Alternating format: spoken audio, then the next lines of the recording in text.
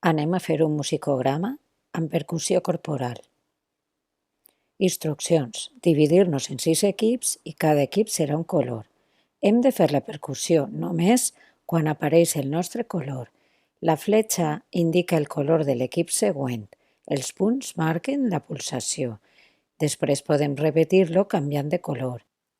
Fes atenció, la percussió pot ser cames, mans, dits o silenci de negre, amb la qual cosa no toquem.